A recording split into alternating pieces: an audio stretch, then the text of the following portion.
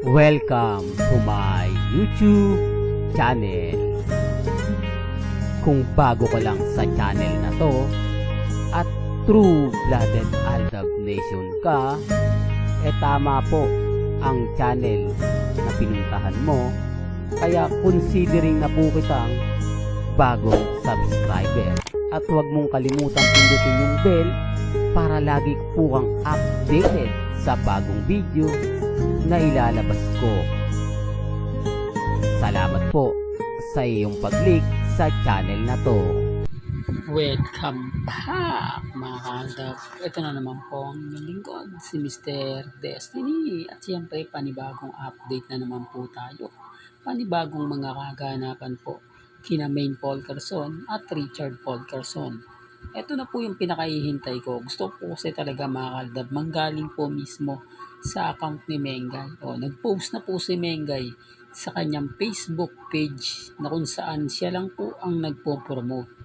Ngayon nabasag po sila. Marami kasing nagsasabi, hindi Mr. Destiny na andyan si Congressman kasama ni Maine. Hindi lang daw po nakita ng camera. Hindi nga lang daw po inispatan dahil magkakaroon daw po ng mga issue, etc. etc. Yan na po si Mengay na po yung nag-post sino yung paniniwalaan nyo? At video pa yung ginamit ni Mengay. Kung yung una po, post niya lang, pero ito mas matindi. Hindi po ba?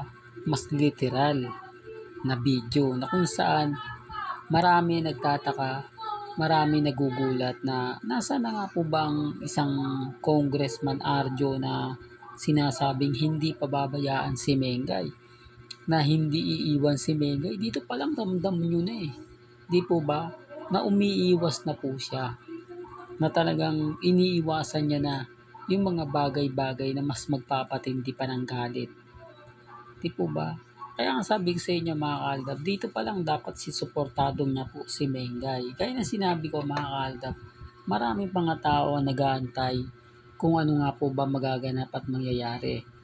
Kung ano nga po ba ang itatakbo ng kaso. Nakita nyo naman po, may mga resibo na. Nag-aantay na lang po talaga ng pagwawakas.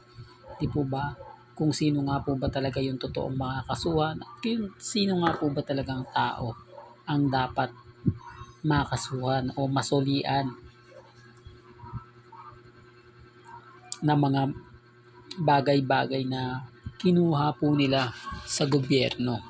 Hindi naman po pwedeng si Mengay lang. Hindi po ba? Kaya nga po nagagalit sila sa akin. Bakit ko daw po dinadamay ang pamilya ni Atayde? Dahil si Mengay lang daw naman po ang nagwaldas dahil kumbaga nilustay lang daw po ng dalawa yung pera o yung kaba ng bayan sa paglipad papuntang ibang bansa. Kasi alam nyo sa totoo lang po, wala na kasing ganong kumakampi kay Mengay ngayon. Mga ilang Maine fanatics na lang na talaga naman pong simula 2015 Maine fanatics na o dating Aldab na naging Maine fanatics. Yung Armin, kailan lang naman po yan. Po ba? Kaya hindi mo talaga maaasahan nakakampi kay Maine. Kaya nga po kapag pinagtatanggol ko si Mengay, pati yung mga Armin, galit na rin sa akin. Inis na rin sila sa akin. Kasi nga po, ang gusto nila, basagin ang gusto si Mengay.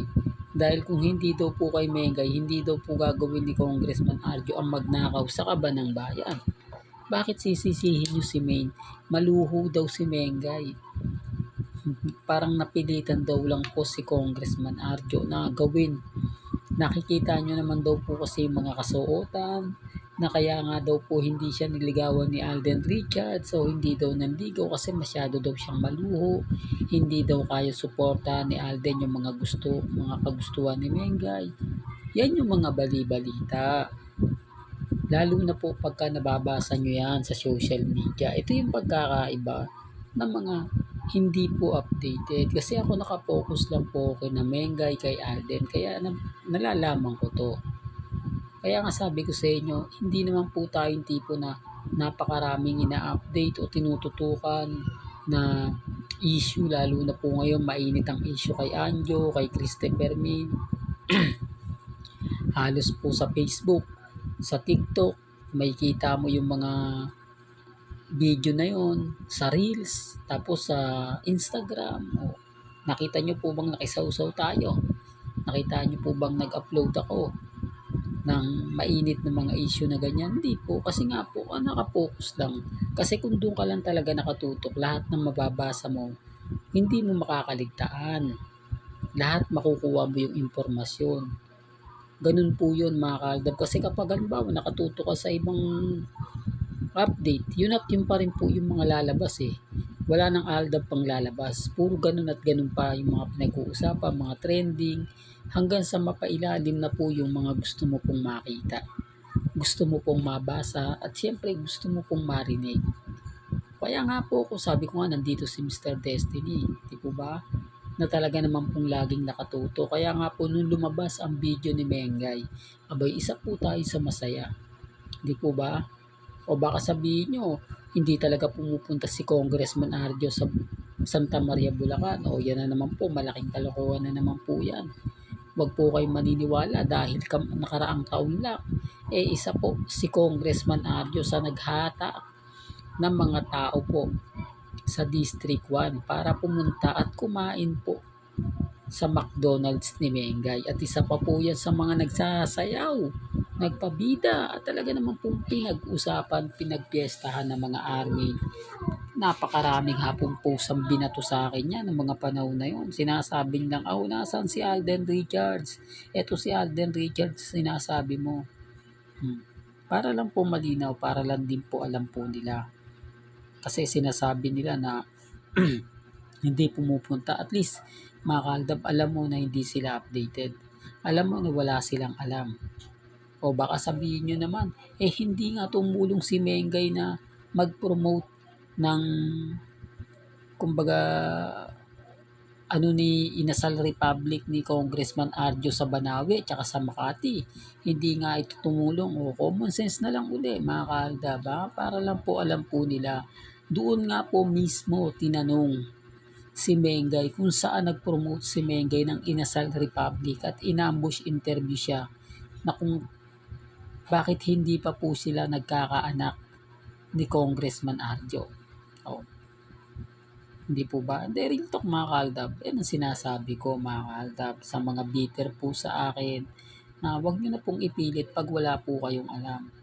Kahit sabihin nyo na ginagamit ko lang sila Mengay at si Alden. Paano kung gagamitin Aldab po ako? Ang taong gumagamit po, yung gustong gusto lang pong makisawsaw. Yung gusto po silang laging bida. Yung gusto laging pinag-uusapan. At yung laging nasa top.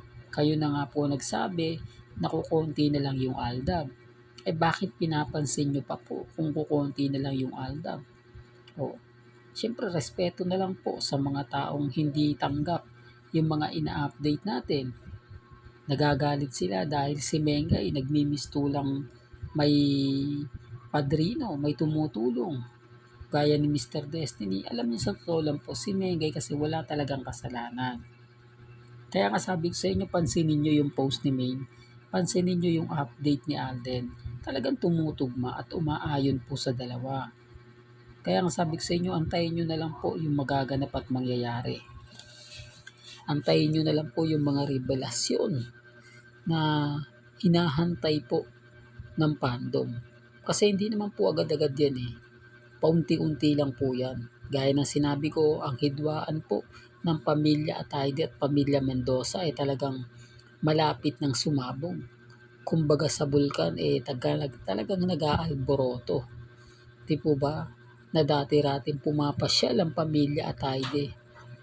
Sa pamilya Mendoza, nakita niyo po bang pumasyal ngayong taon? Hindi, para lang klaro. Nakarang taon pumasyal Ngayong taon wala. Pero gaya ng sinabi ko, hindi po ako namimilit. Kung ano po yung paniniwala po ninyo, nire-respeto ko po yan at ginagalang. Hanggang dito na lang po ang ating latest updates. Kaya kung gusto niyo pa po ng pinaka-latest at sariwang update, tumutok lang po kayo dito po sa channel ni Mr. Destiny para updated kayo sa mga bago at sa mga latest na i-upload po natin maya-maya lang. Kaya kung bago ka lang sa channel na to at isa kang true-blooded Aldab Nation na nagmamahal kina Mengay at Isoy, tama po ang channel na pinuntahan mo. Kaya consider na po kitang bagong subscriber. At huwag mong kalimutang i-share ang mga video po natin sa mga mami, sa mga titas, at sa mga senior. Hanggang sa muli, salamat po sa panonood at pakikinig.